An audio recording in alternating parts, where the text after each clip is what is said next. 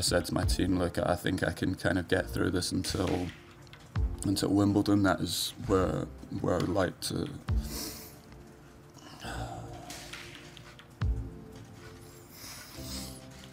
That's where I would like to stop playing. If you haven't heard already, Andy Murray has announced that he is retiring this year, hopefully at Wimbledon, but maybe sooner because his hip problem just is not getting better. So it's obviously a sad day around the world for tennis fans. It happened about yesterday that the announcement came out. So in this special episode of The Slice, we're going to look back on Andy Murray's career and go over the top 3 most impressive things that I think he's done. And he's done a lot in the golden age of tennis. He's become the best British tennis player of all time. British, Scottish, I don't know how you guys would define it. Anyways, we're going to look back at Andy Murray's career on this episode of The Slice and pay him the respect that he deserves. Welcome to The Slice. Welcome to The Slice.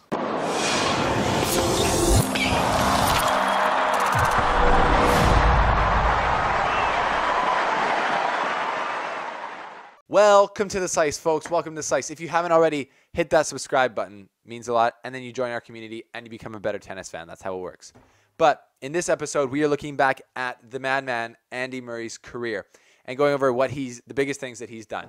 Besides being one of the most frustrating players to watch, because he clearly seems frustrated all the time, he's clearly one of the nicest players on tour and then one of the most down-to-earth people, as almost it seems like everyone has come out and said on Instagram, reaching out on Twitter, things like that. So before we even get into his career achievements, I respect Andy Murray a lot because he's obviously a top-shelf bloke, as they would say, and he deserves all the respect in the world because it's not just about what you do on the court, it's about who you are off the court. And lots of players have exited the tennis world without anywhere near the amount of congratulations or sympathies or reaching out from other players around the tour. So congratulations on being an amazing part of the tennis community, Andy Murray. Even though I haven't been an Andy Murray fan necessarily ever in my career, and I have kind of trashed him a little bit or made fun of him, there's so many things to look up to in Andy Murray's career. Now, we're going to get into the top 3 things here, but I would just like to say that Andy Murray's #1 career achievement should be getting married to a girl that looks like this when you look like this. I'm just kidding, Andy. But Andy Murray's top 3 achievements, to me, go in order like this. Coming in at 3 on the list of all-time achievements by Andy Murray and most impressive things, his 14 Masters 1000 titles. Winning a Masters 1000 is extremely hard, obviously, because all the best players are there. And even though it's 2 sets only, you still got to win like 6 matches to win the tournament. So he's done this 14 times. And every single this is going to be a common theme through all of his achievements.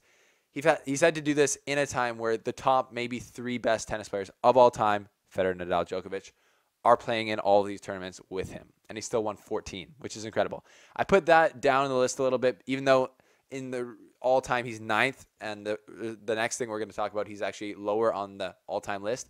Masters 1000s only became a thing in 1990, so not as many of the older greats even played Masters 1000s. But winning 14 of those when we had these monsters like Nadal, Federer, and Djokovic winning all the Masters and all the Grand Slams, it seems, is a massive achievement. And he was definitely a dog in these tournaments. And even though he didn't break through in the Grand Slam winning category as much, Masters 1000s is no joke. And Andy Murray performed and got his money in the Masters 1000. So that, to me, is the 3rd most impressive thing that he's done on the tour. Coming in at number 2 is his 11 Grand Slam finals appearances.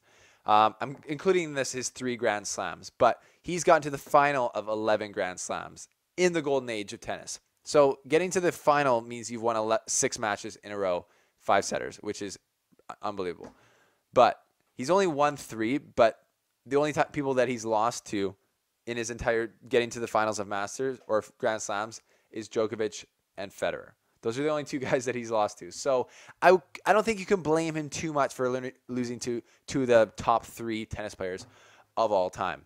And obviously the top 3, top 5 is debatable, but in my opinion, I think Djokovic is the 3rd greatest tennis player of all time as we sit now. So Andy Murray's only lost to Djokovic and Federer in the finals of Grand Slams, but he's gotten there 11 times, which shows the consistency that is similar to what the big boys, the big 3 in this era, have shown. Their unbelievable consistency. I think that's the biggest thing that they've shown, and Andy Murray's shown some of that, being at the end of majors every time.